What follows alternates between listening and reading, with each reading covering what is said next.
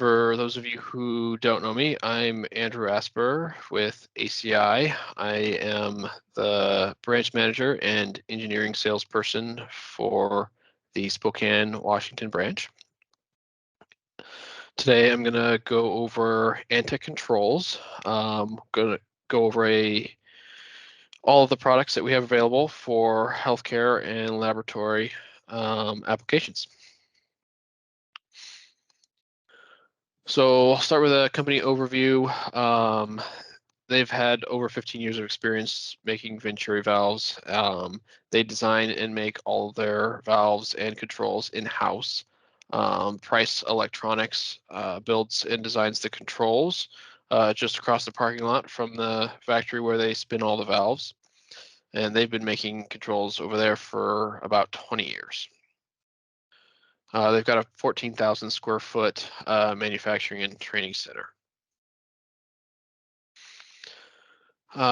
So the timeline here, we've got started out in 1999 developing controls. In 2003, they developed their first Venturi valve. 2005, the first pick and place machine was installed. 2010, they started development of their own laboratory controls. Previously, they had been manufacturing the valves for other manufacturers. In 2011, the Critical Controls business group began. And in 2015, the current manufacturing and facility and training center were built. 2018, they rebranded to Antec Controls by Price.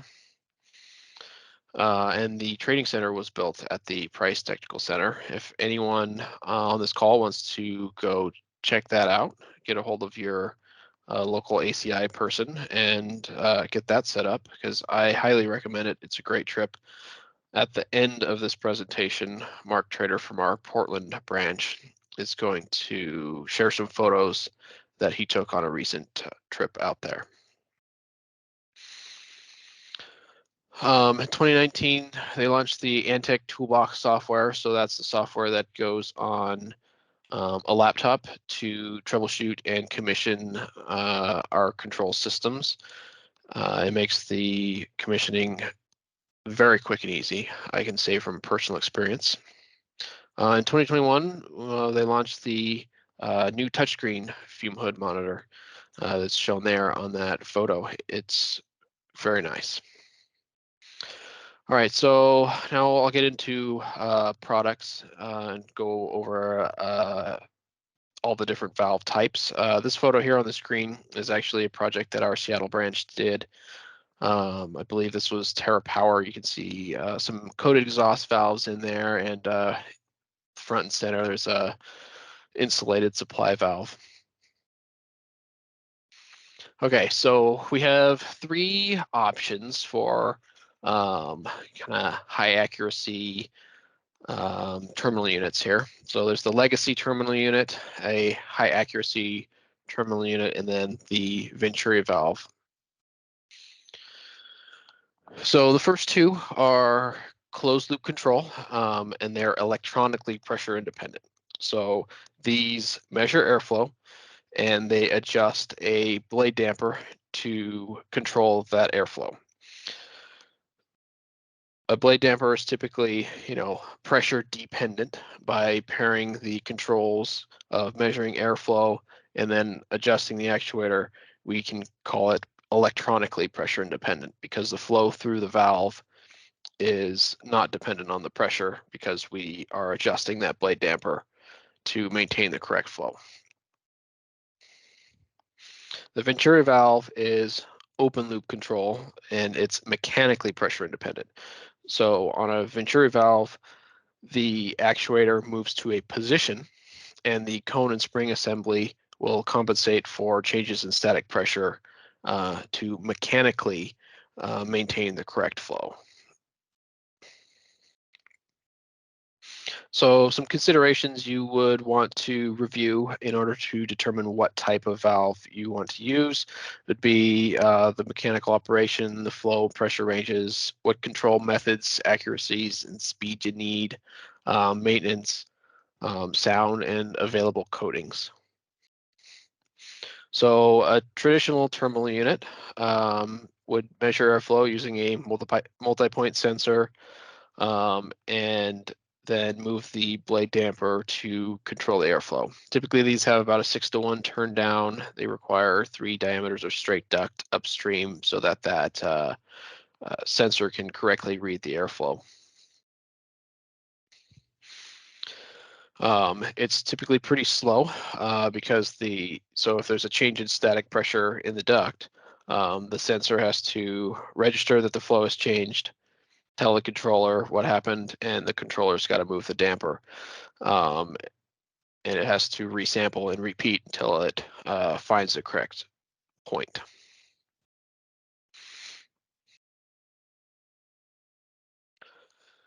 So these are mechanically pressure dependent because the static pressure, the flow is dependent on the pressure going through the valve, across the valve.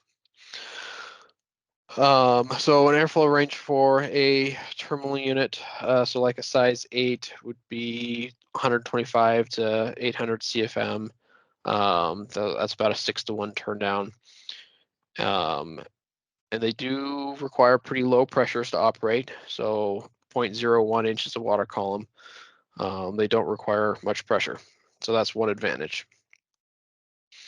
So we move up to the next tier. The VFX is what Antec calls this design. You can see that it looks like a Venturi valve on the outside. It has a damper blade and it measures airflow similar to a terminal unit. So we typically call these high accuracy terminals because they do still measure the flow and control a blade damper to control the flow.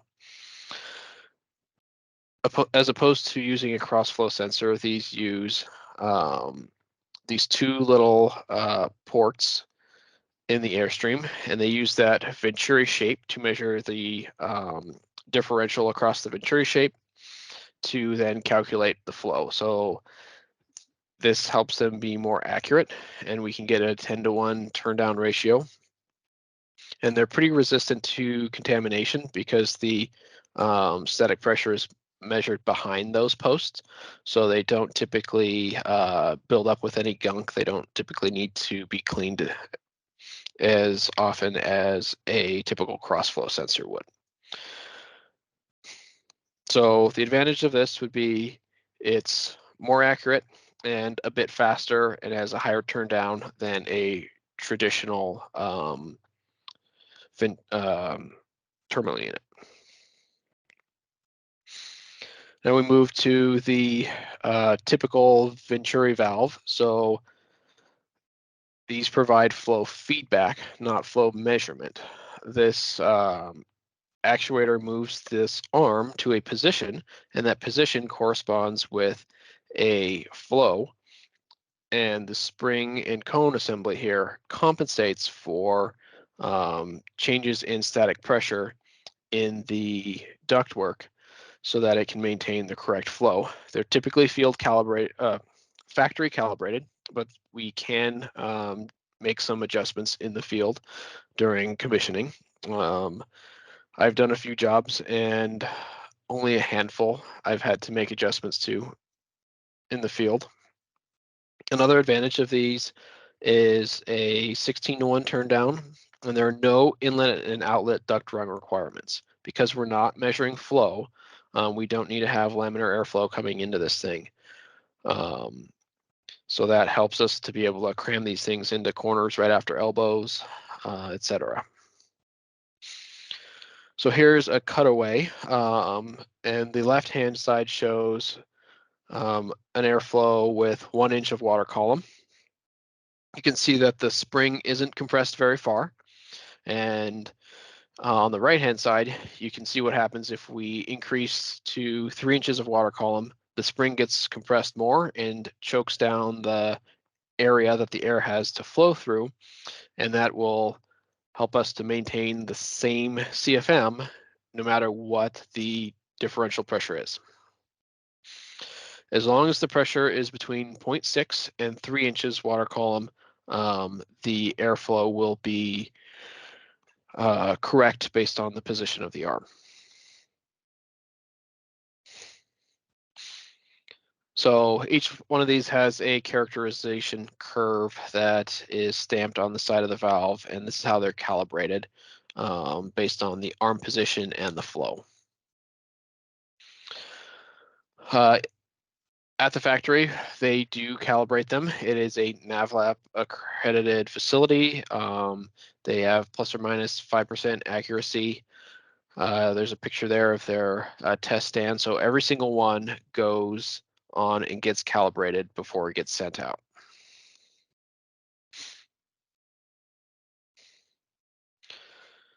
And here's a picture of what the tag looks like. So airflow direction is important. There will be an arrow on the valve. Also, orientation is important. If it's horizontal or vertical, you need to specify that before we order, because if it's vertical, it takes a different spring versus horizontal. So horizontal or vertical up, vertical down, all require a different spring. So that's information we would need to know before ordering. One more thing on this slide, you can see the serial number there. Antec keeps records of all of this equipment. So the serial number there will be traceable, and they'll be able to pull up what the original submittal data was for that job based on that serial number. Say 30 years from now, if the valve needs to be replaced or changed or something, they can look it up and tell you what you have. So this chart here shows the just a sample of a few sizes with airflow ranges. So there are two main styles. There's a low pressure valve and a medium pressure valve. The low pressure valve functions between 0.3 and 3 inches of water column, and the medium pressure valve functions between 0.6 and 3 inches. So the only difference is that low end, the low pressure valve, can function with less pressure.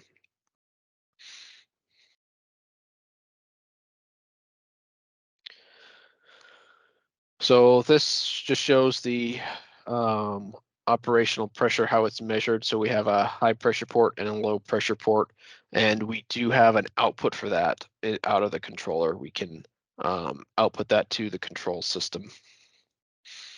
So here's a comparison chart that talks about the main factors for each valve type.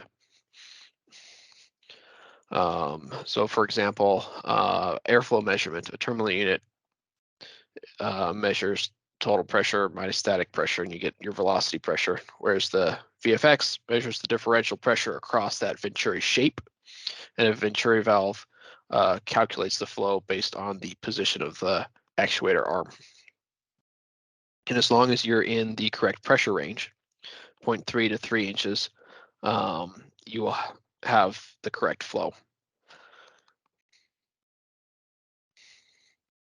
So another big question we get is cost. So terminal units are the least expensive, and Venturi valves are the most expensive.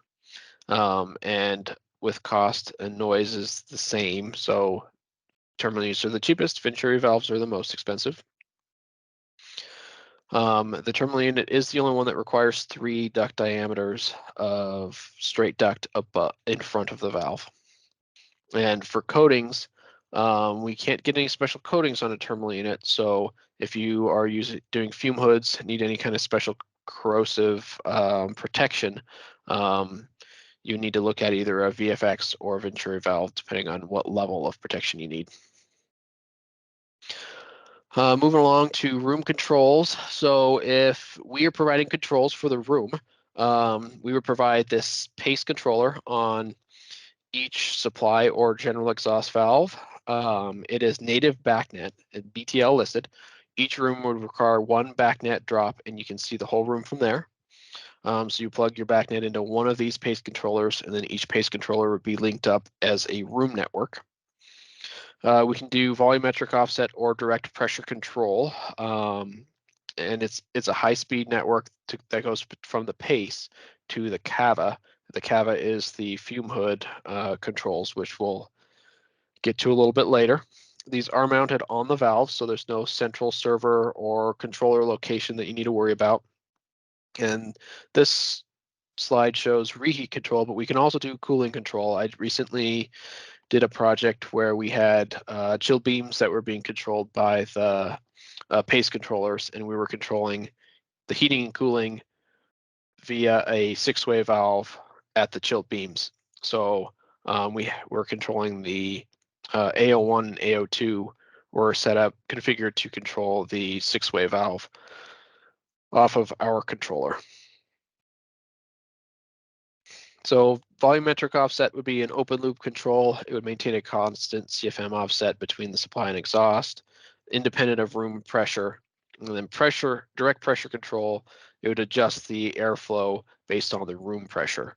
And this is a less common solution. So speed of response. So our standard actuator is a 90-second stroke actuator. It's just a standard Belimo, not used for VAV fume hoods. We have a high-speed actuator that is used for VAV fume hoods. It is a high-speed Belimo. Full stroke is less than 4 seconds, and it meets the 1 second response required for fume hoods. So door context switches are available. We can also provide room pressure sensors, various environmental sensors for duct, humidity, etc. We can provide the transformers as well. All of those could also be provided by others if you just provide a 0 to 10 signal or the correct VA transformer. And we can also convert from BACnet MSTP to IP because this system is native BACnet MSTP. All right, so fume hood controls. So this is the new fume hood controller. They call it the CAVA. It's the new touchscreen fume hood controller. It has a less than 1 second speed of response. It can show the pressure measurement from the Venturi valve. You can define the hood modes.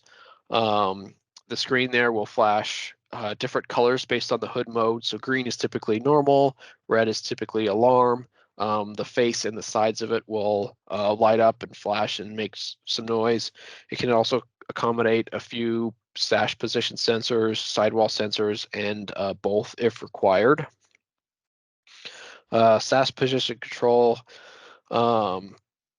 controls the face velocity of the fume hood just by measuring the sash height. So we would go in, measure the width of the sash, the height of the sash, calibrate the sash position sensor, and from there it calculates what the face velocity would be based on the height of the sash.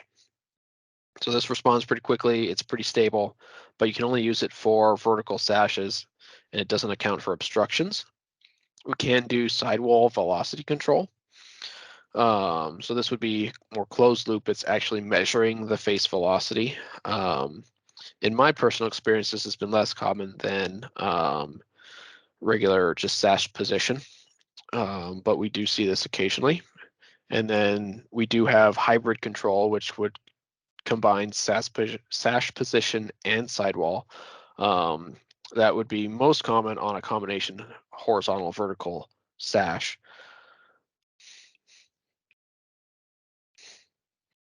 We can also provide a presence sensor to determine if there's someone standing in front of the hood, if you want to do setbacks based on occupancy.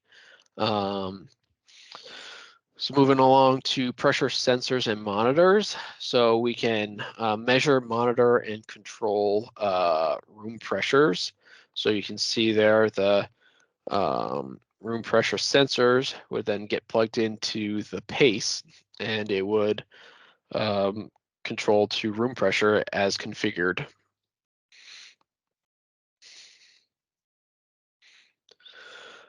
So the room pressure sensor uses a thermal MEMS sensor, so it's high resolution and accuracy, low potential for contamination, and maintenance free.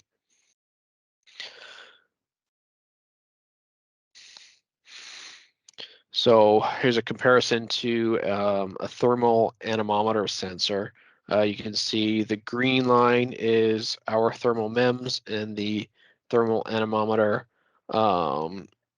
the accuracy degrades after a few days, really, due to lint and dust buildup in this particular environment. We have a touchscreen room pressure monitor. The model for that is the PMT. It's similar to the fume hood monitor in that it's a large touchscreen, and the front and the sides flash different colors based on what the status is. Shows on the front whether the room pressure mode is negative or positive, status is normal, etc. You can configure a few different parameters to show up on that front screen. You can control up to, or monitor, not control, monitor up to 3 rooms on a single PMT, and they are BACnet MSTP native, so they're BTL certified. The MVM is similar to the PMT, but it will handle multiple rooms, so you can do up to 8 rooms on a single MVM, and you can display multiple different parameters. This is a BACnet device. So through your BACnet system, you can plug this in and display pressure, temperature, humidity, air changes, various parameters for the rooms that you're monitoring. I've seen this applied in a surgery office at a nurse's station. They plugged this in so they could display all the parameters for all 8 operating rooms that were in that center. So the nurses could take a look and make sure that the room's the right temperature and the pressures are all correct for the doctors.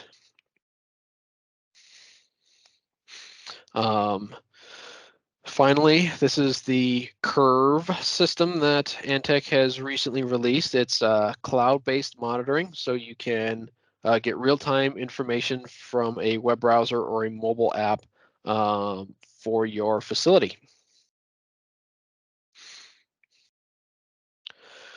Right, and we've just got a few other miscellaneous solutions that we have available. So we have a retrofit solution available if you have another brand of valves that are existing or an old price system and you want to upgrade it to the new controls or upgrade from someone else's controls to our controls.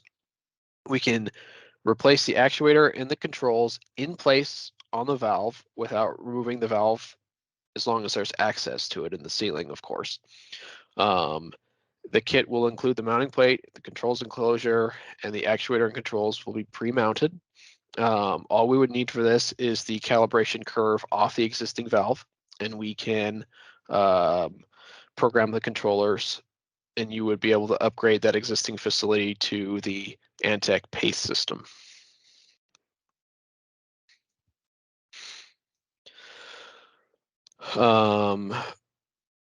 So this is kind of the process for that. So you'd remove the original controls, install our kit onto the controls, then program the pot curve and calibrate the retrofit to the min and max positions, and then configure the room and fume hood control sequences, balance the airflows, and then repeat for the next room.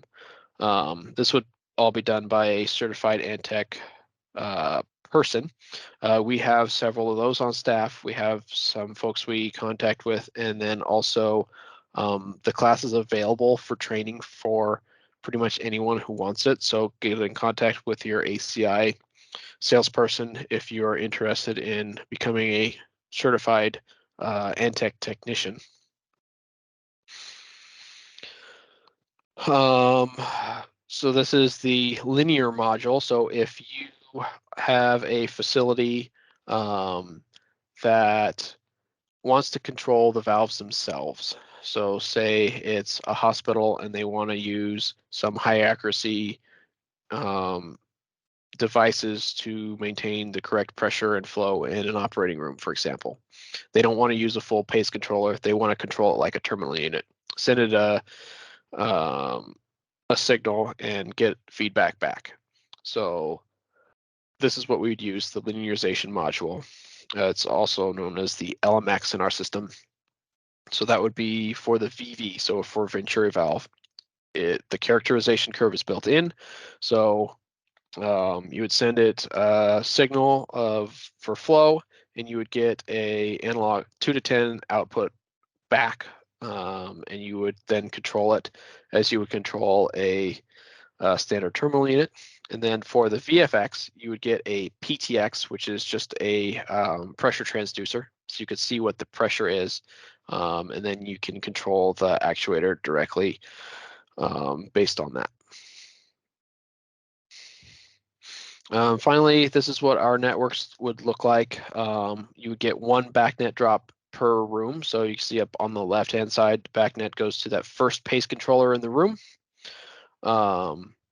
And then you would be able to see all of the devices in the room. So this particular room has 1, 2, 3, 4 valves. So supply, general exhaust, and 2 fume hoods.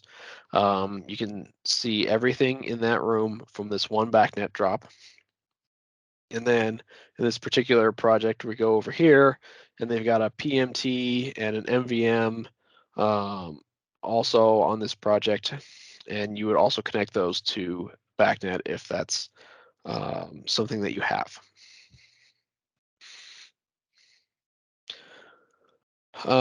So real quick, our offering, so we've got the VVs in 8, 10, 12, 14s, and then we have multi-bodies, so we can do 2, 3, or 4 valves all gang together. We have standard is aluminum construction with a Teflon coated shaft and stainless steel hardware. That's typically for non-corrosive. Class 1 phenolic. And then we also have class 2 phenolic, and then we have the top level Kynar. So if you have an application, talk with us and we can help you determine which coating is appropriate. We can do insulated valves. Typically that's for supply applications. Typically we would provide a slip connection with drawband clamps. Unless requested otherwise, we can provide a flange with companion flanges. We can do constant volume, so that would be just a mechanical linkage set for the airflow. Or we can do variable volume, so that's what we've mainly been talking about today.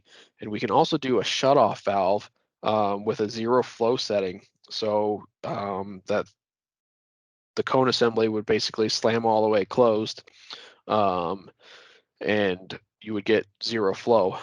So that is also an available option.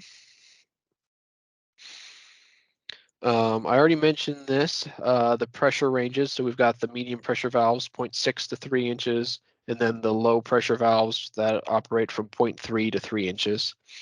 One misconception some people have is, oh, you have to have 3 inches for this thing to work. No, if you have a low pressure valve, as long as you have at least 3 inches, 0.3 inches, so you have to have at least 0.3 inches of pressure to a maximum of 3 inches of pressure. Anything within that range, you're going to get the correct airflow through the valve. If you have 0.25 inches or 3.2 inches, then you're out of range and it's not going to provide the correct airflow. So it can function as low as 0.3 inches. So don't get tripped up in thinking, oh, it's got to have 3 inches or these things require a lot of static pressure. The low pressure valve only requires 0.3 inches. I also already mentioned this horizontal, vertical up, and vertical down configurations are available. Make sure we have that information before we would order. And then since this is a division of Price Industries, Price Industries builds their own silencers, hot water coils, and electric coils. So we can provide the silencer, hot water coil, or electric coil with the valve. And it's designed to ship and be assembled in the field together. it is possible to have this shipped as an assembly with a silencer hot water coil valve, but it gets pretty big. So if that's something you want to do, you can. We can also do hydronic valve packages on the hot water coils and ship it with the hydronic valves already installed on the hot water coils if you desire. So that's an option with price terminal units, and that's also an option with the Antec hot water coils. Alrighty, that's everything I had. A few minutes for questions.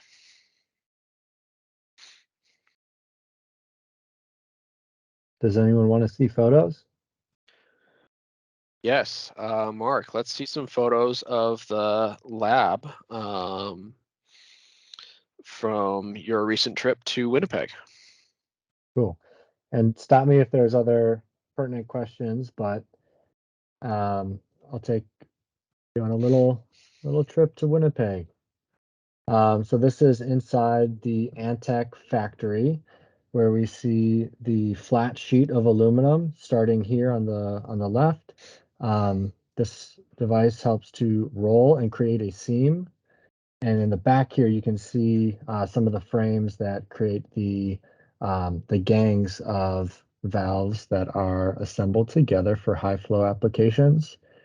Here's kind of a staging area of the final result from that initial rolling. And then this is a specialty CNC spinning machine that does a lot of the high precision work.